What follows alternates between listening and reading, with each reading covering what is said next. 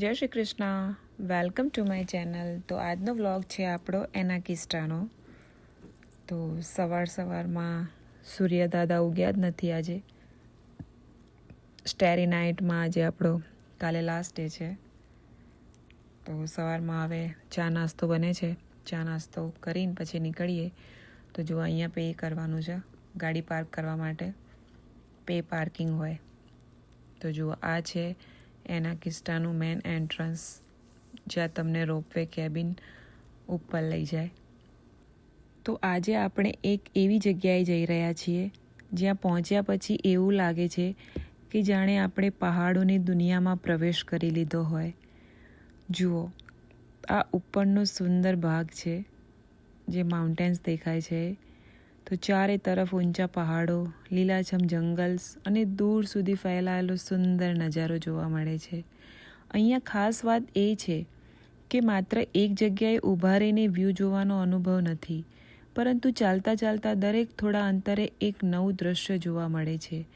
એટલે જ જો તમે અહીંયા આવો તો ઉતાવળમાં બધું જોઈને નીકળી જવાને બદલે થોડો સમય અહીંયા રોકાઈને આ નેચરને એન્જોય કરજો. જુઓ, ધીમે ધીમે આપણે છે ને એના કિસ્સાના ટાવર તરફ આગળ વધી રહ્યા છીએ.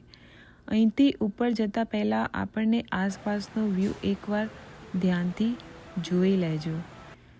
જુઓ, તમને જે પહાડો સુંદર દેખાય છે ને, એ ગાઢ જંગલો, તો ક્યાંક પહાડોની વચ્ચે નાના નાના રસ્તાઓ અને બિલ્ડિંગ્સ પણ દેખાતી હોય છે. તમને જેટલું આ કેમેરામાં વ્યૂ જેટલો સુંદર દેખાય છે, એના કરતાં પણ વધારે સુંદર આ જગ્યા સામે ઊભા રહીને જોવાનો અનુભવ છે. અહીંનું વાતાવરણ પણ ખૂબ જ પીસફુલ લાગે છે. શહેરની જેમ સતત ટ્રાફિક અને અવાજ નથી. અહીંયા કુદરતનો પોતાનો એક અલગ જ અવાજ છે. ઠંડી હવા, આસપાસના વૃક્ષો, સામે દેખાતા સ્મોકી માઉન્ટેન, આ બધું મળીને એકદમ અલગ એક્સપિરિયન્સ આપે છે. જો તમે ફેમિલી સાથે આવો છો, ફ્રેન્ડ સાથે આવો છો કે પછી એકલા આવો છો, તો નેચરને એન્જોય કરવા જ આવો છો.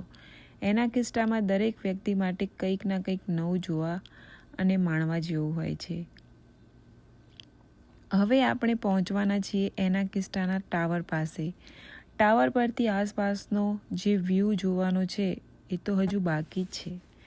મને અહીંયા સૌથી વધારે વસ્તુ એ ગમે છે કે તમે તમારા રોજિંદા જીવનમાં આપણે ઘણીવાર ફોન, કામ અને બીજી સ્કેડ્યુલમાં એટલા વ્યસ્ત થઈ જઈએ છીએ કે આવી સુંદર જગ્યાએ થોડો સમય શાંતિથી ઊભા રહેવાનું પણ ભૂલી જઈએ છીએ.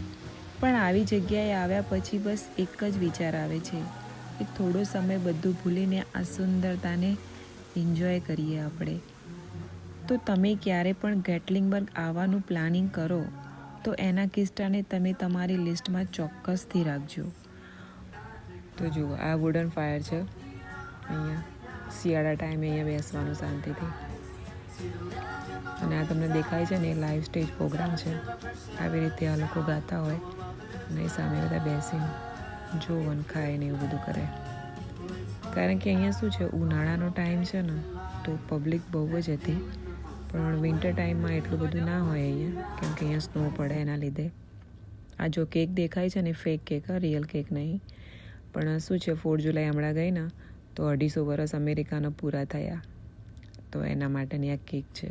અને આખા સ્મોકી માઉન્ટેન ઉપર એ લોકોને ડેકોર કર્યું હતું, કેમ કે એ લોકોના 250 વર્ષ પૂરા થઈ ગયા એમના દેશના. એના લીધે આ જે દેખાય છે ને એ તમને એક ટ્રક છે. જો તમારા ઉપર આવતી વખતે અને નીચે જતી વખતે જો તમારે રોપવે કેબિનમાં ના જવું હોય અને તમારે આ રીતે ઓપન ટ્રકમાં જવું હોય તો પણ તમે એમાં જઈ શકો. તો આપણે નેક્સ્ટ વિડીયોમાં તમે જોજો, અમે નીચે ગયા હતા તો એમાં ગયા હતા. તો આજનો વ્લોગ અહીંયા એન્ડ કરીએ છીએ. તો મળીએ નેક્સ્ટ વ્લોગમાં. Thank you so much for watching. Bye bye. Take care.